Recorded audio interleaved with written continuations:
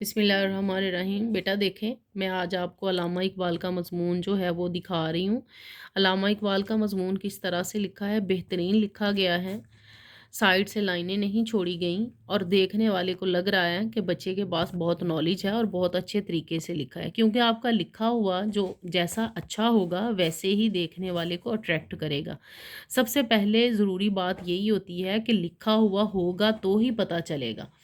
تو آپ کے جو الفاظ ہیں وہ واضح ہونے چاہیے، اشعار کا پراپر لکھا ہونا چاہیے، مارکر کا استعمال جو ہے وہ بھی پراپر ہونا چاہیے۔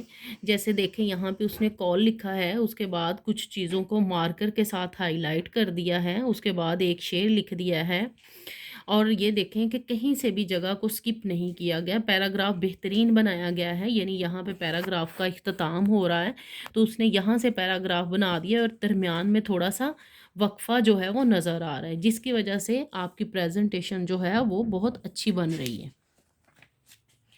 اس کے بعد یہ دیکھیں، صاف الفاظ کے ساتھ لکھا ہوا واضح نظر آ رہا ہے، کیونکہ ایگزامینر کے پاس اتنا ٹائم نہیں ہوتا کہ وہ آپ کے پیپر کو اس طرح سے پڑھ سکیں۔ وہ ایک نظر دیکھتے ہیں اور الفاظ کو اندر سے پڑھا جاتا ہے، دیکھا جاتا ہے، اور تبھی آپ کے نمبر کا فیصلہ ہوتا ہے۔